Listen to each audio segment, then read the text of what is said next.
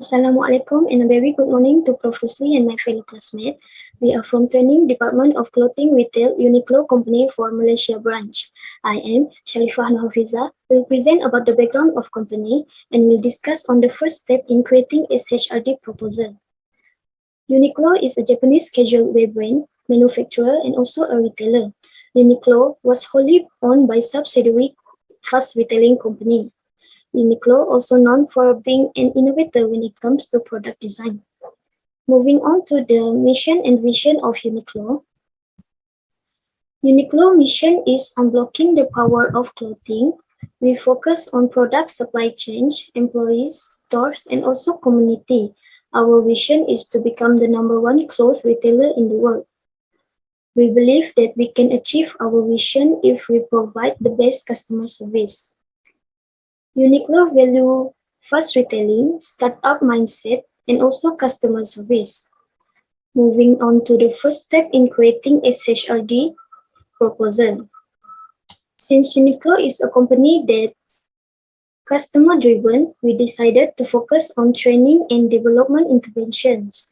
Therefore, the objective of our proposal is to train employees in the advancement in the field of clothing retail and customer service, equip the participant with knowledge, information, and expertise in dealing with customers. And also the last one is increase the performance of the employees.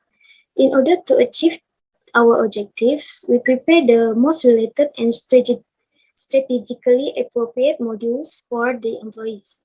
Next, I will pass to Peter to explain the next step. Thank you, Pija. I'm Peter Nasalan. I will present step 2 and step 3 of 7 HRD process.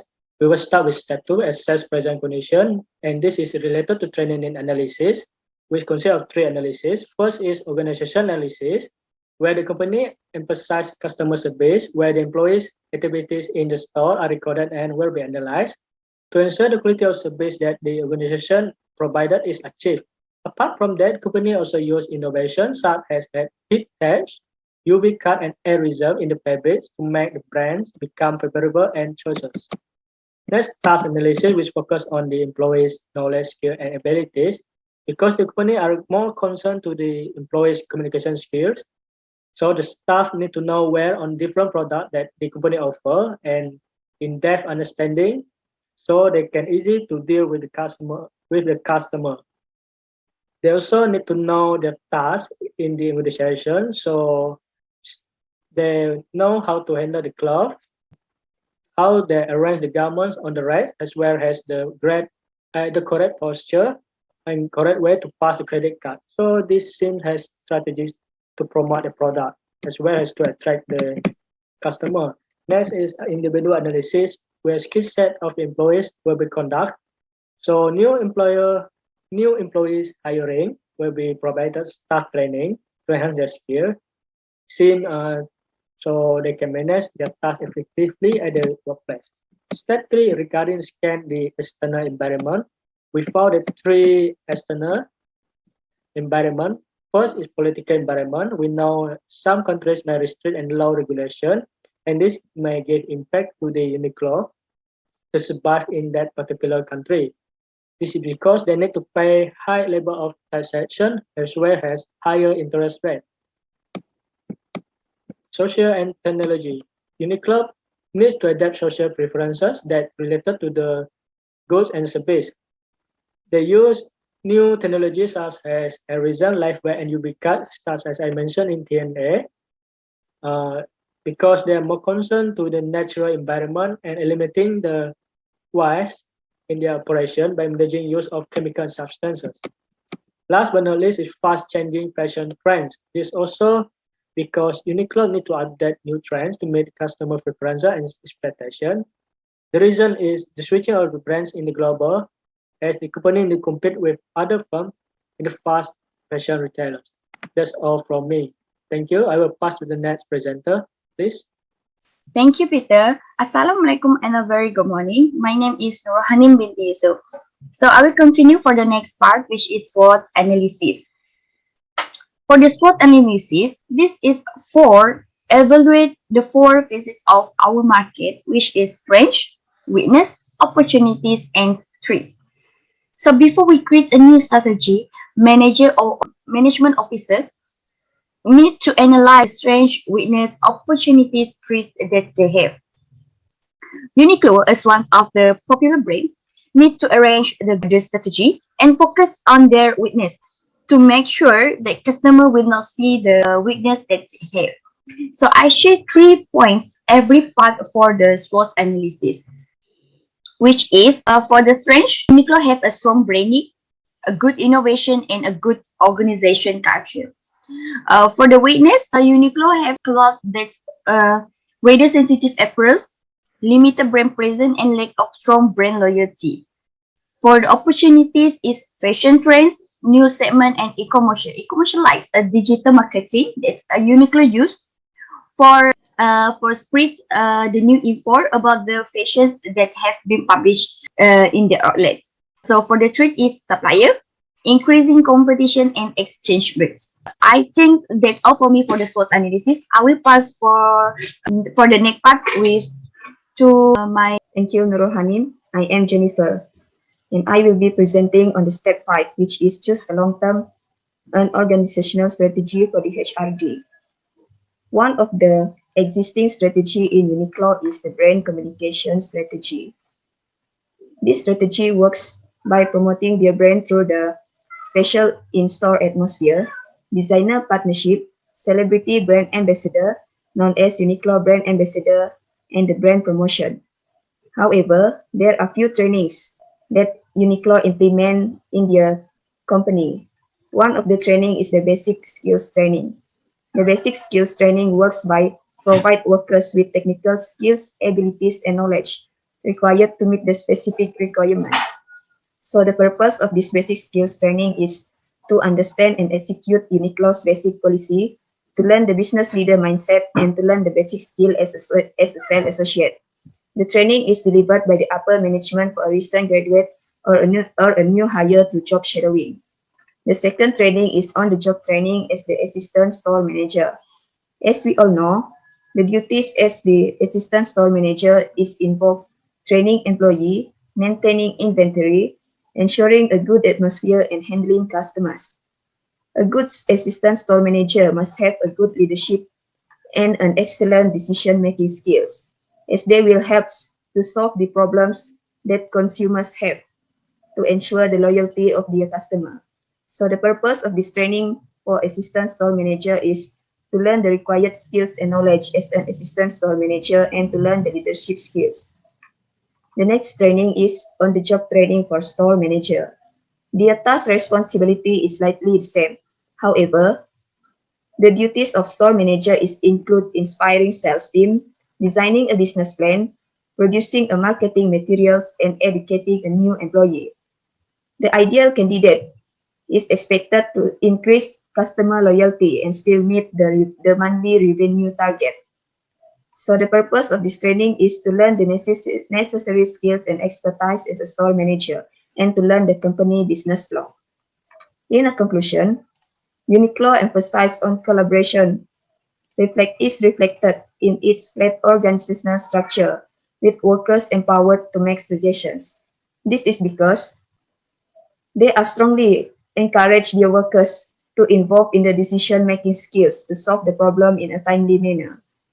So for the next part, which is the implementation strategy of HRD, I will pass it to Cassandra. That is all from me. Thank you. Thank you, Jennifer, and hello, everyone. Today, I will present step 6 related to implementation organizational strategy of human resource development. Organizational strategy is a dynamic long-term plan that maps the road toward the realization of a company goals and vision. Example of organizational strategy is business strategies, training strategy, growth strategy, and etc. The intervention used by Uniqlo is training and development intervention. Training conducted by Uniqlo is monthly training program that will conducted phase by phase for management line and also store role staff. The participant achieve 80% and above will be given certificate for joining the training. Every training have their own goal and objective need to be achieved. It is allow trainer to understand the gap between the skill of the participant already have and what need to be improved. Not only that, it is also to prioritize the training objective need to be tackling first, most appreciated by the employees, and that will give big impact on the organization. The Uniqlo have stated goal for the training, for example, to improve the employee performance, help to update employee skill, and to promote job competency. There are 4 training modules that highlighted by Uniqlo. The first one is basic skills training, on the job training assistant store manager, on the job training store manager, and the last one is digital marketing training. Effectiveness training give good experience for employees and lead to successful training. Type of training, software used for training, training contents, and etc. also impact on the successful training. There are some examples of training activities that can be used, such as role play, quizzes, online tutorial, and etc. Every training should be measured to see the effectiveness of the training. It can be measured using any methods such as SWOT analysis, feedback from participants, organizer, and trainers. And the last one is assess the employee performance and productivities from time to time. As a conclusion, in order to improve employee performance and also organizational growth. Not only that, it also helps employees to develop their careers from time to time to meet the current market environment. That's all from me. I will pass to the next presenter, Priscilla. Thank you for listening. Thank you, Cassandra. Hi, my name is Priscilla Anna Ambrose. I'm going to explaining about the step number 7, which is HRD evaluation. After the 6 steps, now we are going to analyze the training intervention. So here we have SWOT analysis for the training intervention. For the strengths, I would like to highlight 3 points. First, this training focuses on the needs of the employees in performing work. This is good because this company, they are focusing on the customer. So by doing this training, which focuses on the needs of the employees, they can increase the competencies of their employees. Second is they use more than one types of learning tools and methods. The third strength is this training is not too packed for the training schedule. For the weaknesses, the first weaknesses is retail sales training is too long but not too long enough. Most retail training isn't long enough because it's only focused on the employees' first few days or week. After that, they are on their own. Second weakness is retail sales training is not convenient for a deskless workforce. Third, the training is isolating and stagnant. For the opportunities, this company, they are able to collaborate with other companies to do the training together. Second is they can make training digital modules. And the third, this training could be improved by doing continuous learning and development for employees because it can be designed by series. As for the threats, during this pandemic COVID-19 era, they are unable to do practical training with a big amount of participants. Second is online training such as digital marketing training may reduce the engagement of the trainer and the training. Next, moving on to the evaluation measurement tools. For the measurement tools, we can use 3 tools. First is by collecting feedback. Collecting feedback can be done before the training, during, and after the training. And through the feedback, we can use the information to improve what is like in the training module. Second tool is by interview the participants. And third is doing the assessment. As for the assessment, we can do some tests, quizzes, job behavior observations by the employers or the managers, and fourth is by doing performance appraisal. For the key performance indicator for this company is, first is to have good service, where the employees are able to assist and provide customers' needs. Second is to have good leadership skills for management line. Third is to achieve sales monthly target. Fourth, to have good communication skills. So our recommendations to improve this training intervention is, first, to develop the series training. Second, gamify the training and to make it more interesting and easy to understand. Third is to use mixed method in delivering the training. And fourth, to create micro-learning training. In conclusion, the training and development intervention is the most appropriate for cloth retail company. Train the employees to maintain the quality service because employees are the people close to the customers.